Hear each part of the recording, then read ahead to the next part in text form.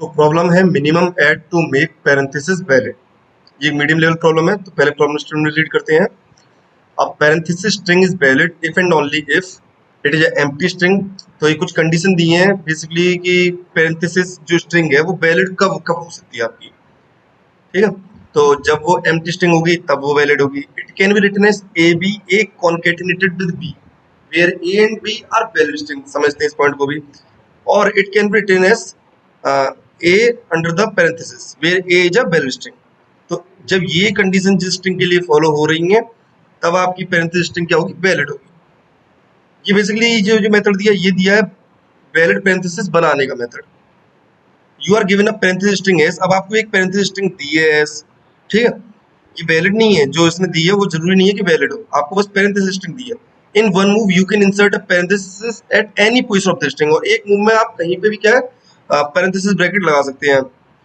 आपको minimum number of moves पता लगानी है जिससे कि आप उस एस को वैलिड बना पाए, मतलब मिनिमम इंसर्शन बताने हैं जिससे कि वो वैलिड हो जाए। तो पहले इसको समझते हैं कि बनाने की प्रक्रिया को समझते हैं कि पैरेंथेसिस स्ट्रिंग वैलिड कैसे होती है। तो देखिए तीन कंडीशन दी है इसकी।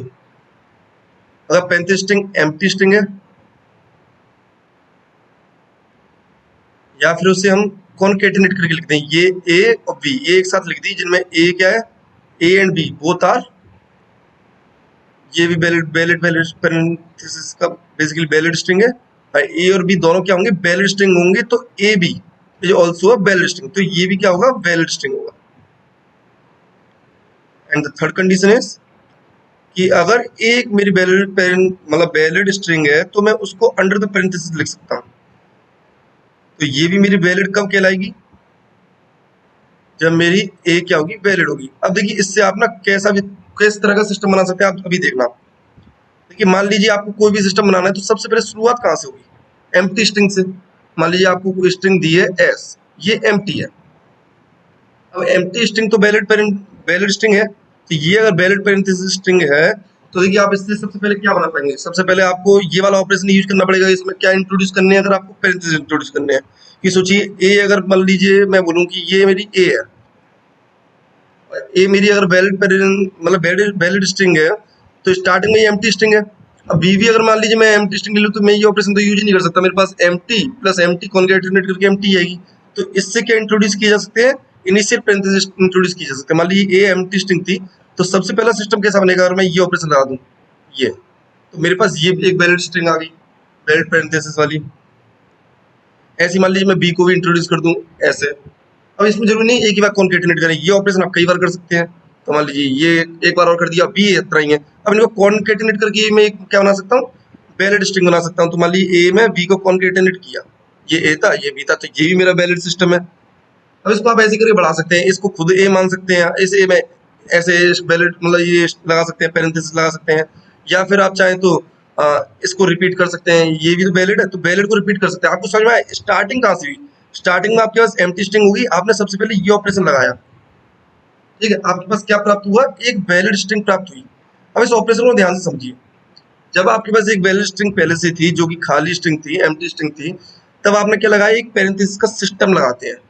मतलब एक होता है जिसमें ओपनिंग पैरेंथेसिस, एक होता है क्लोजिंग पैरेंथेसिस। और ओपनिंग पैरेंथेसिस हमेशा क्या आ रहा है, पहले आता है। और ये दो एक साथ वाले हैं, मतलब एक पेयर है, तो ओपनिंग पैरेंथेसिस हमेशा क्या आएगा, पहले आएगा क्लोजिंग पैरेंथेसिस से, ठीक है। अब मान लीजिए मैं इसके बाहर भी ये से लगा दूं, तो देखिए ये इसके साथ जुड़ा है, ये इसके साथ है, ये इसके साथ है। इसका मतलब देखिए जो ओपनिंग पैरेंथेसिस बाद में आएगा, मतलब ऐसा समझिए अगर ये क्लोजिंग पैरेंथेसिस है तो ये किसके साथ होगा, जो सबसे लास्ट में ओपनिंग पैरेंथेसिस होगा उसके साथ ही होगा, ऑब्वियसली। ये तो ऑब्वियस स्टेटमेंट है ना, क्योंकि अगर आपको एम्प्टी का साथ वैलिड बनाना था, एम्प्टी स्ट्रिंग कुछ नहीं था, बीच में कोई ए बी सी डी कोई कैरेक्टर भी नहीं लिखा, कुछ नहीं है, तो कैसे बना रहे थे आप कुछ नहीं कर रहे थे, ये वाला सिस्टम लगा देते थे, एक क्लोजिंग एक ओपनिंग। इसका मतलब ये कि ये अगर क्लोजिंग है तो इस क्लोजिंग का ओपनिंग कौन सा होगा, जो इसके साथ जस्ट नियरेस्ट ओपनिंग होगा। मान लीजिए ये क्लोजिंग है तो इसका ओपनिंग इनमें दोनों में से कौन सा होगा, ये वाला होगा, ठीक है। इसका फिर ओपनिंग कौन सा होगा, हो सकता है ये मैंने ए के साथ इनक्लोज किया हो, तो ए मेरे पास पहले से ये था, तो इसका मतलब ये इसके साथ कौन सा होगा, जो दूसरा ये दूसरे नंबर का क्लोजिंग है तो दूसरे नंबर का होगा, ठीक है। तो आपको एक चीज समझ में आ रही है, अगर मुझे कोई भी ये पता लगाना है, देखिए आपको पहले तो ये क्या करना है, वैलिड दी नहीं है आपको, एस क्या दी है, एक स्ट्रिंग दी है, आपको उसे वैलिड बनाना है। वैलिड बनाने का तरीका क्या है कि मान लीजिए कोई क्लोजिंग है तो मैं चेक करूंगा कि उसके साथ को ओपनिंग एग्जिस्ट करता है कि नहीं करता है। समझ में आया? अगर मान लीजिए मेरे पास कोई क्लोजिंग पैरेंथेसिस है, मैं चेक करूंगा कि मेरे बेसिकली स्ट्रिंग में उससे पहले ही करेगा, ये तो पक्का है, उससे पहले उसका ओपनिंग पैरेंथेसिस एग्जिस्ट करता है कि नहीं करता। अगर नहीं करता तो मैं कहूंगा कि मुझे यहाँ पे एक ओपनिंग पैरेंथेसिस इंसर्ट करना है इसके लिए। तो ये एक ऑपरेशनल तरीका हो गया। दूसरा क्या हो सकता है कि मेरे पास ओपनिंग पैरेंथेसिस हो, ये मान लीजिए 3 ओपनिंग पैरेंथेसिस थे, अब इनकी कॉरेस्पॉन्डिंग कोई क्लोजिंग पैरेंथेसिस नहीं है, तो ये तो वैलिड नहीं है ना, कि वैलिड में क्या है, ओपनिंग के कॉरेस्पॉन्डिंग क्या होना चाहिए, क्लोजिंग होना चाहिए। तो सोचिए जितने ओपनिंग आपके पास बच रहे हैं उतने ही क्या होने चाहिए, क्लोजिंग होने चाहिए। मान लीजिए ये आपका सिस्टम है, थोड़ा और देखते हैं। मान लीजिए ये 4 ओपनिंग थे, 3 क्लोजिंग थे। अब आप आगे बढ़े, आपने कहा कि ठीक है ये ओपनिंग है, देखता हूँ इसका आगे क्लोजिंग है कि नहीं है, ये ओपनिंग है, देखता हूँ इसका आगे क्लोजिंग है कि नहीं है, ओपनिंग है कुछ नहीं करेंगे, ओपनिंग है कुछ नहीं करेंगे। जैसे ही आपको क्लोजिंग मिला आप कहेंगे ये क्लोजिंग तो इस ओपनिंग का होगा, तो ये दोनों आपस में नलिफाई कर गए। फिर आप इस पर गए, आपने कहा ये तो क्लोजिंग है, इसका मतलब इसका ओपनिंग मेरे पीछे एग्जिस्ट करना चाहिए, अगर नहीं करता है तो मैं इंसर्ट करूंगा। तो मैं पहले चेक करूंगा ये क्लोजिंग है तो इसका ओपनिंग कौन सा होगा, ये इसके साथ जोड़ा था, ये तो हटा दिया आपने, तो अब बचा ये ओपनिंग, इसका मतलब इस क्लोजिंग का ओपनिंग ये है, तो ये दोनों भी आपस में चले गए। फिर आप इस क्लोजिंग पे, आपने कहा क्लोजिंग इसका मतलब इसका ओपनिंग पीछे लाई करता होगा, तो इस क्लोजिंग का ओपनिंग कौन सा होगा, जो जस्ट नियरेस्ट है, ये तो आपस में मतलब कट गए। अब इस क्लोजिंग के लिए ओपनिंग ये वाला है, ये गया। अब आप आगे गए, आगे आपकी स्ट्रिंग नहीं है, इसका मतलब आपके पास एक ओपनिंग बच गया। आप मान लीजिए ओपनिंग को कहीं पे स्टोर कर रहे थे, आपके पास एक ओपनिंग बच गया, इसका मतलब ये कि इस ओपनिंग की कॉरेस्पॉन्डिंग क्लोजिंग मेरी पूरे मैंने स्ट्रिंग में चेक किया एग्जिस्ट नहीं करता। तो जितने ओपनिंग बच जाएंगे एट द एंड उनके कॉरेस्पॉन्डिंग मुझे क्या चाहिए, क्लोजिंग चाहिए, तो मैं उनको क्या कर दूंगा, आंसर में ऐड कर दूंगा। समझ में आया? दो तरह के ऑपरेशन है, आप या तो क्लोजिंग लगा रहे होंगे या ओपनिंग लगा रहे होंगे। ओपनिंग के लिए क्या करना है, आपको हमेशा चेक करना है कि ये कॉरेस्पॉन्डिंग क्लोजिंग के कॉरेस्पॉन्डिंग इस क्लोजिंग पेरेंथेसिस के कॉरेस्पॉन्डिंग क्या मेरे पास ओपनिंग पेरेंथेसिस है। अगर है तो कोई बात नहीं, अगर नहीं है तो मैं क्या करूंगा, बेसिकली आंसर में ऐड कर दूंगा कि मुझे यहाँ पे एक लगाना है। अब करेंगे कैसे, एक चीज बताइए, मैं क्या कह रहा हूँ, मैं कह रहा हूँ कि ये मान लीजिए क्लोजिंग पेरेंथेसिस है, तो जब सबसे लास्ट में ओपनिंग आ रहा होगा ना, सबसे लास्ट में ओपनिंग आ रहा होगा वो बेसिकली इसका ओपनिंग होगा। तो इन दोनों को आपस में नलिफाई कर दो, क्योंकि इस क्लोजिंग का तो ओपनिंग मिल गया। फिर आगे चेक करूंगा मैं, फिर कहूंगा इस क्लोजिंग का ओपनिंग कौन सा होगा, तो आपने ये आपस में तो नलिफाई कर दिया, इसका मतलब ये है कि अब ये हटा दिया। मान लीजिए आप एक जगह पे ओपनिंग स्टोर करते हैं, वहां से ये हटा दिया, तो आप कहेंगे कि इसके लिए जो सबसे लास्ट में आ रहा होगा वो मेरा इसका ओपनिंग होगा, क्यों, ये तो हट गया। समझे? तो आपको बेसिकली एक ऐसा कंटेनर चाहिए जहां पे आप स्टोर करें इस तरीके से कि आप सबसे लास्ट वाले ओपनिंग को निकाल सकें। समझिए, आप इस तरीके से स्ट्रिंग को ट्रेवर्स कर रहे थे, आप कहीं पर कंटेनर में डालते जा रहे हैं और आपने जो लास्ट में डाला है उसे सबसे पहले निकाल पाए।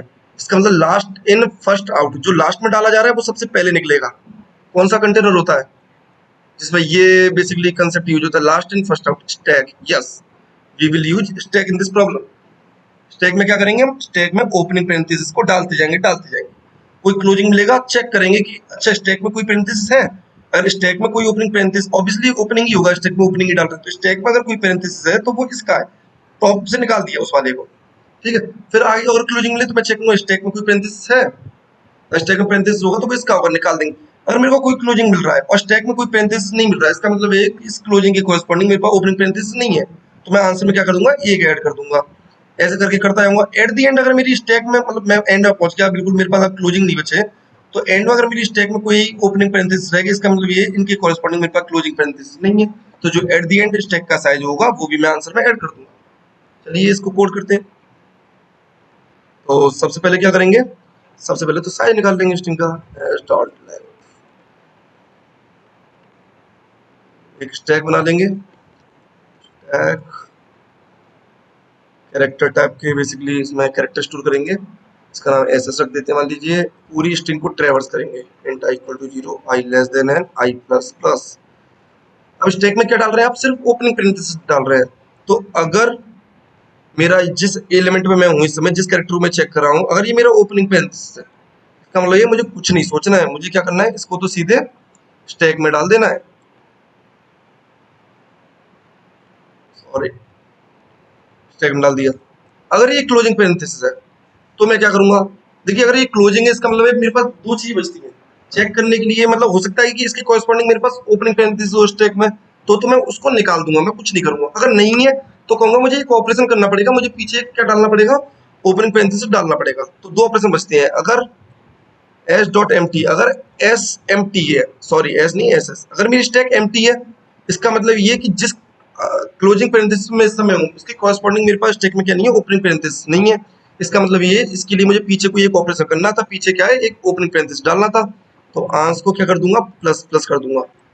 एक आंस वेरिएबल बना लीजिए जिसमें आप ऑपरेशन स्टोर कर रहे हैं, इंट आंस इक्वल टू 0।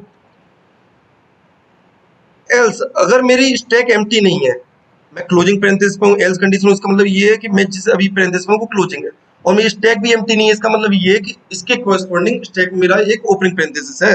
तो मैं कुछ नहीं करूंगा, मैं उस ओपनिंग पैरेंथेसिस को स्टैक में से बाहर निकाल दूंगा कि भाई तुम इसके कोरस्पॉन्डिंग हो, तुम दोनों का एक जोड़ा मिल चुका है, तुम दोनों बाहर जाओ। अब मैं आगे वालों के लिए चेक करूंगा। तो इस तरीके से आप सबके लिए चेक कर लेंगे। यहाँ पे क्या करेंगे आप, यहाँ पे आप कहेंगे अगर स्टैक में मेरा एक भी एलिमेंट अब रह गया है, इसका मतलब स्टैक में एक भी ओपनिंग पैरेंथेसिस अगर मेरा रह गया है, तो उनकी कॉरस्पॉन्डिंग मेरे पास क्या है, क्लोजिंग पैरेंथेसिस है ही नहीं है अरे में। इसका मतलब ये है कि इतने एलिमेंट और मुझे इंसर्ट करने पड़ेंगे, इतने closing parenthesis, ans plus equal to जो स्टैक का साइज है। अब मेरा जो स्टैक का साइज बचा है, इतने एलिमेंट और मुझे डालने हैं, इतने पैरेंथेसिस और डालने हैं। कौन से पैरेंथेसिस, क्लोजिंग पैरेंथेसिस मुझे स्ट्रिंग में लगाने हैं, और रिटर्न कर देंगे आप आंस। रन करके देखते हैं।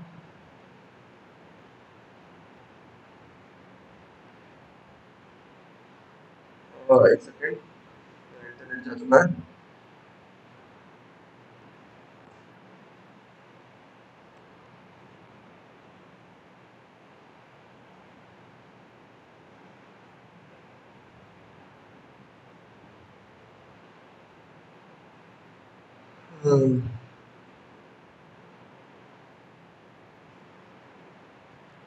सबमिट करते हैं।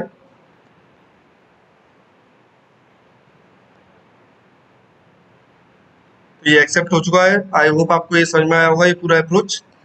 और आप कमेंट करके पूछ सकते हैं। Thank you.